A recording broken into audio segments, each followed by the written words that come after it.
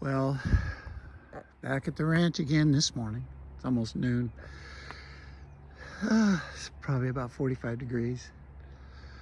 So this is my dragon egg tree. This is my pluot tree. And it always blossoms. And if we get some warm weather and we get the bees out here, there's a lot more blossoms. This tree will be completely loaded with blossoms in another week. And if we can get some warm weather for this tree, it'll be loaded with dragon eggs. But the problem is the bees aren't out because it's cold. So they stay in the hive and they fan their wings to keep the hive ventilated and warm. They create that kinetic energy. So we have those plum trees over there have got blossoms. Those peaches, I mean, if I was to plant any more fruit trees, it'd be that kind of peach tree right there where the ladder is, because that peach tree is always produced and it loves to be pruned. The more you prune it, the more it produces. This tree, not so much. And it's already starting to get blossoms on it. Apricot tree, there's a few little blossoms trying to stick out here and there. And hopefully it won't come out for a bit. So we'll get some apricots if it does. It's really hard to grow early blossoming trees like these pluots here, because one thing about it, we're not down in the frost, because the frost lines, it gets up this high, depends on how cold it is, but it rarely gets up here. And when it does, it has an impact on my citrus. But normally it's just right down there at the gate as high as it'll go. And I mean, I can come out here on a really cold winter morning and look down there and all that, everything's frosted down here, but up here, no frost. It has to be pretty cold. It has to be cold for quite a few days straight before the frost line gets. I've seen the frost line get all the way up to about halfway up to that road up there in the past, but hasn't done that this year, I don't think. I don't recall it getting that high. Anyway, so I just out here surveying my gardens and stuff. We built this here path here to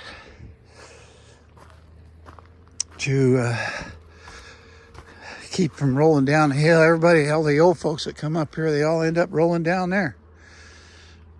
I'm kind of perplexed about that. But I do want to know what it's like to get old and you start losing your balance, right? Especially if you have injuries. And it's easy to fall down and tumble down the hill. So all of this fertilizer, you can see that fertilizer there was under this leaf. So it'll get taken up.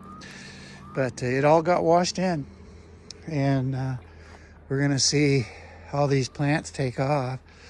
So we got a lot of onions planted this year. So Brussels sprouts, they aren't going to do anything.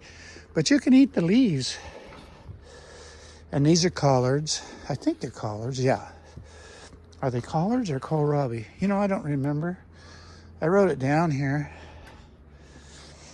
Yeah, these might be collards. I don't know what they are. Yeah, these look like collards right here. These are collards. These aren't kohlrabi. It doesn't look like it anyways. It's written down, but it all got washed off. So we got peas. The peas will take off here as soon as it warms up. So I made pea soup last year with all my peas. Oh my gosh, was it good. Ham, bacon and pea, or ham and pea soup. Yeah, pretty good stuff. Pretty good stuff. Anyways, I better close that gate over there. We'll get the pilferers in here. I'm going to fill this all in with gravel one of these days. Make it nice walking. Hi, Tim. Mavro. That's where these guys are at.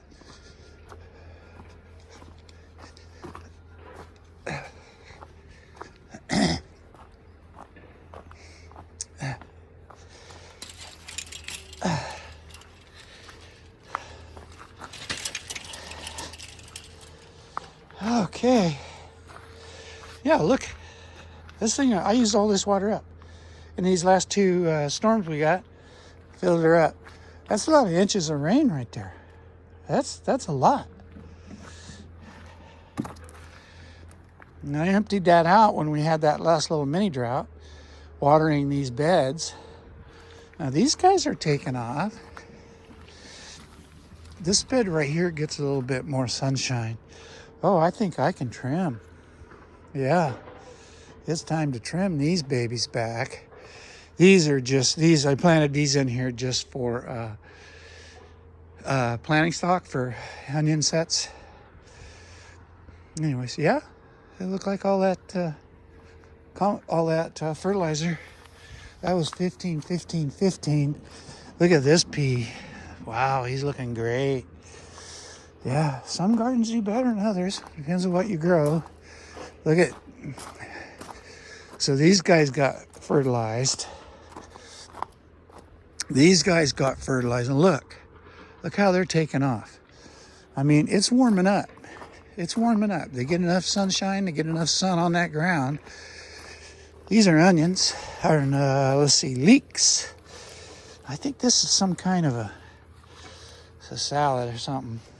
I don't know. It's edible, I know that. Whatever it is. Maybe it's a clover. Yeah. Not bad. You know, I wouldn't make a meal out of it till I totally identified what it is, but I think it's clover. All right, well, we gotta get in here and get the weeds out of here. So this all got fertilized. These didn't get fertilized. These are asparagus beds. They'll come on probably April. Depending on how warm it is, the ground warms up, they'll start popping up. And when they do, I'm gonna hit them hard with fertilizer, high nitrogen. I might just get some straight nitrogen. Maybe just ammonium nitrate.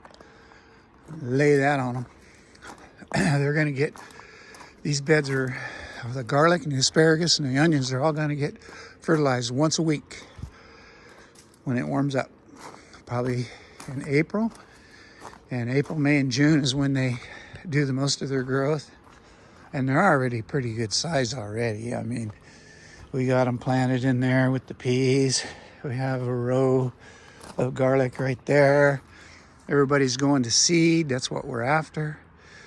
You know, the bok choy is going to seed. It's probably time to pick the cabbage. I don't want that to go to seed. Not all of it. We want some. These peas, these are really good peas. I'm really pleased. These cabbage heads are getting big and getting solid. That's good. They got fertilizer. Yeah, they got a little dirt on them. They got fertilized.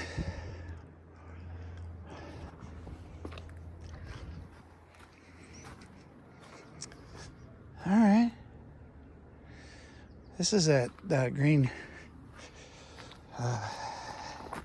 Copenhagen market garden market. And then you'll get one of these like this right here that he's doing really good. You gotta be careful with them. They're so brittle this time of year.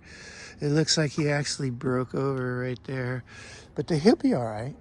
I need to get some clips to get them clipped up. These right here are probably rotten. Yeah, they're no good. They're no good for nothing. I told you. No good for nothing. Oh, there's one. It might be.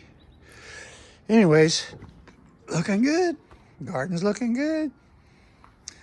Looking good. Look, I pulled that thing out and threw it on the ground and it took root. Bok choy.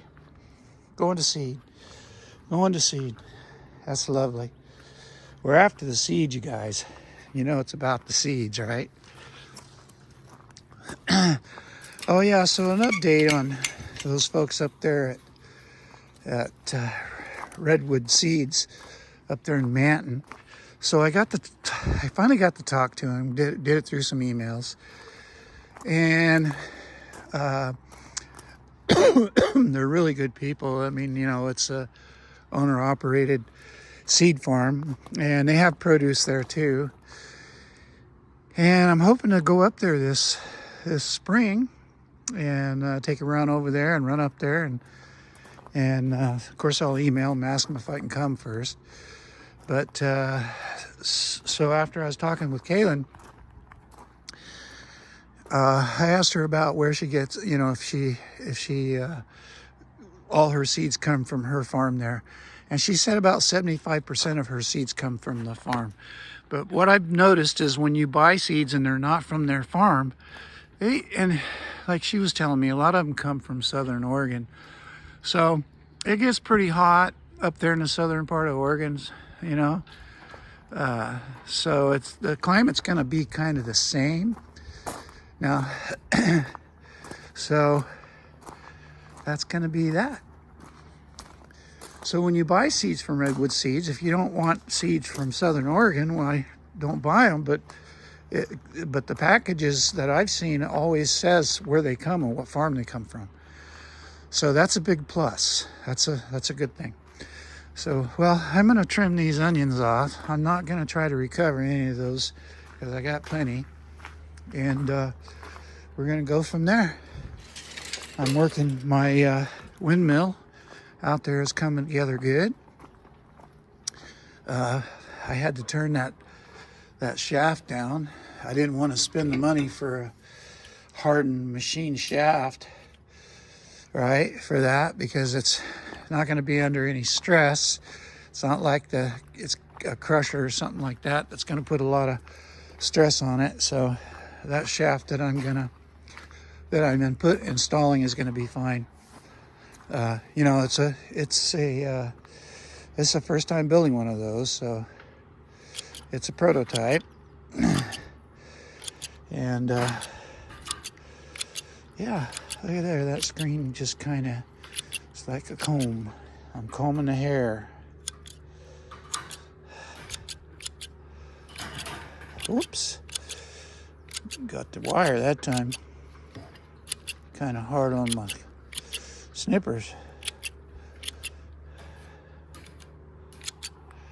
So you just go along like this right here. So onions are hard to grow in Redding, man. You get one spate of warm weather in February, like we did last year, and everybody's going to go to seed. They're going to want to bolt. And bolting is not what we're after, because once they go to bolt, but we will get some small pods out of there if, we'll just leave them. We'll just keep trimming them off. And they say if you break them over, if they bolt, you just break them over and you can get some small bulbs out of it that way.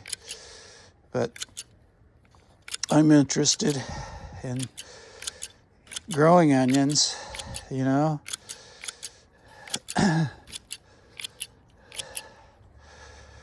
Really, I hope that I can get it figured out, and my methods will prove to be successful.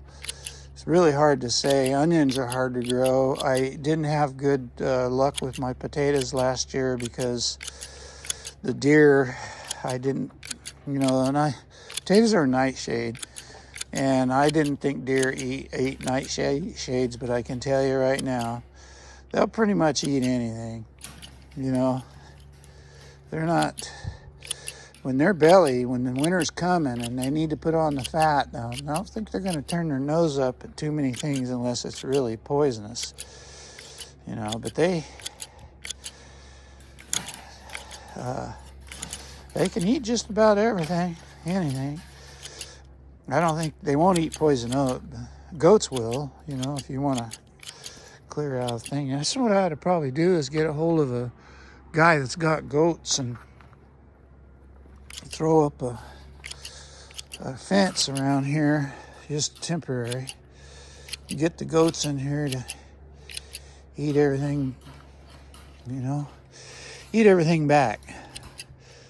Crop it back. And,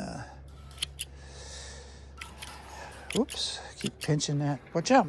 Watch out, Tim. I'll step on you. I hear the neighbors hired someone to burn the piles down there. I'm glad to see those piles get burnt. The Russian folks seem to be good people. They work down there at Semi Valley down there. The guy's computer whiz or something like that.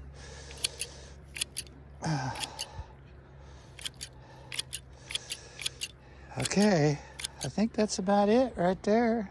Yeah, that's good enough for now. Oh, here, we got to get in here and get those guys. You want to look for the broken ones, because you want to cut them off. And the reason you're cutting these off because you want to try to promote the growth into the bulbs and not into the head, the tops. Yeah, just like that. Anyways, yeah, just like this. Yeah. You want them to promote that growth going into the onion bulbs themselves, or heads, or whatever you call them. Anyways, oh, they smell good though. You know, when you come out here and start clipping them, they smell really good. Might as well clip these. Whoops.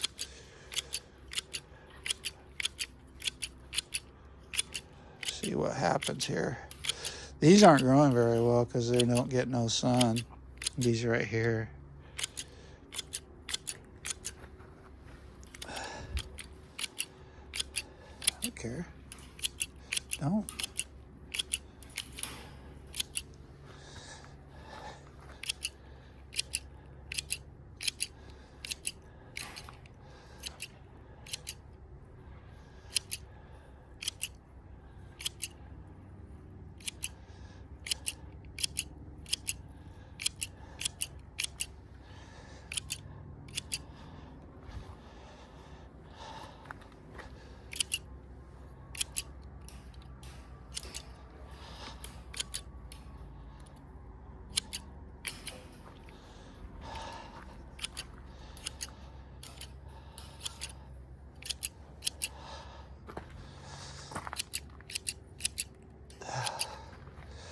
Wow, I just got my insurance bill for Cool Breeze, my Cool Breeze house.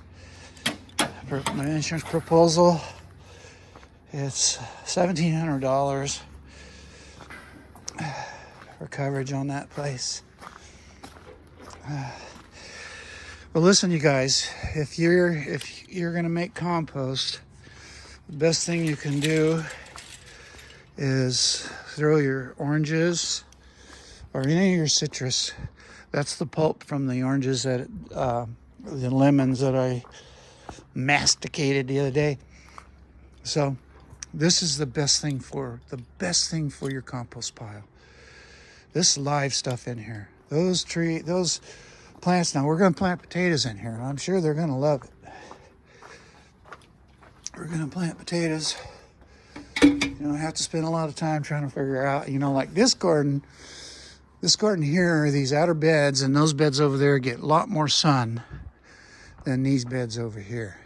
So I want to grow things like cherry tomatoes and things like that in these beds that are protected, because we have shade cloths for these.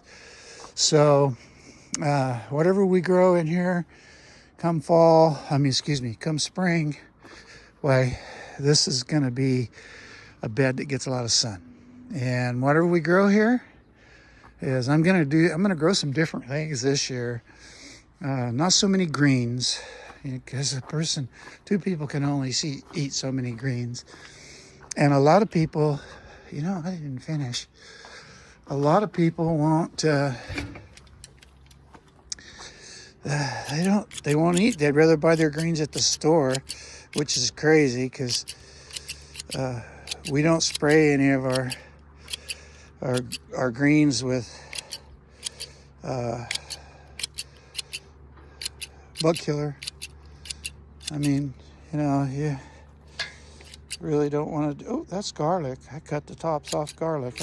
Yeah, I have a roll of garlic right here. You can tell the difference. See, it's like a blade of grass compared to an onion, like a tube. The top's like a tube. Anyway, so, whoops. I say whoops, and that's okay. We're gonna trim these guys off, even the young ones, and we're gonna get rid of that thing. We're gonna trim them back and hope for the best. That's all we can do, you know. That's all we can do. Trim them back and hope for the best. Got a little Swiss chard still growing there. I don't know. It's been Swiss chard a perennial? I don't know. Looks to me like it might be. Uh-oh. Somebody got in here. In a short period, I left that gate open. They got in here and done their business. Well, had to have been that Tim. And they got four kitty litter boxes. So there's no reason. I mean, I like them to go outside, but that's why we keep it fenced, because I don't like them going in my garden. I mean, I'm not really fond of eating cat shit or things that are derived from cat shit. I don't know if it can hurt you, but it's not an ideal thought for me. Oops, I keep clipping them garlics though. I see a long one and clip. All right, so there we are. There we have it. I think we can come over here and, yeah, let's clip some of these babies back, okay? Now, these were transplanted from that bed right over there.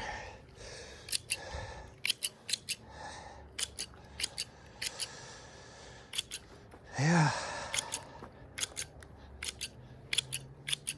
Take my little grass. It's like trimming. Oh, somebody's been in there.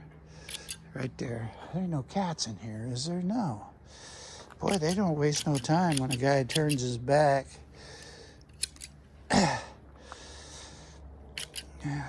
They'll destroy your crops if you let them get in there.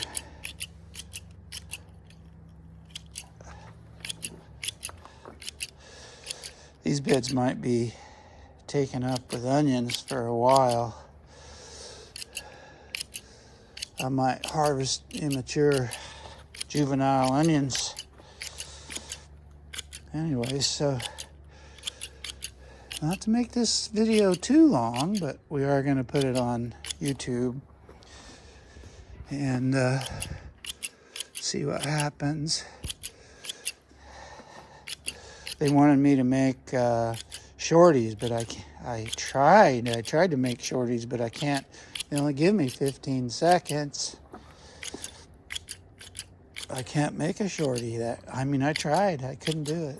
So as I get better at this, I will,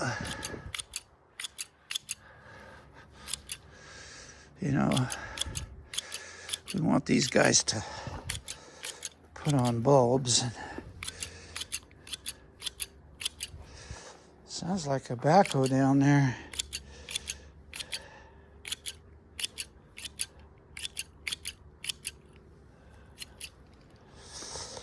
All right, I think that's that. We're not going to do the rest of them. We're going to leave them be. All right. Okay. Boy, this thing is a godsend. Building this thing and get it in here. I can't remember what I spent on this. A couple $100. I already had the metal. Had to buy the treated lumber, so it's going to be exposed to the weather. So it makes it nice. I can put all my tools in there. I haven't even used that wall up yet. But and then we got a place to hang our shovels, and we got a barrel to put for our manure tea. That seems, yeah, see? Yeah. All right. Okay, everybody. Thanks for watching.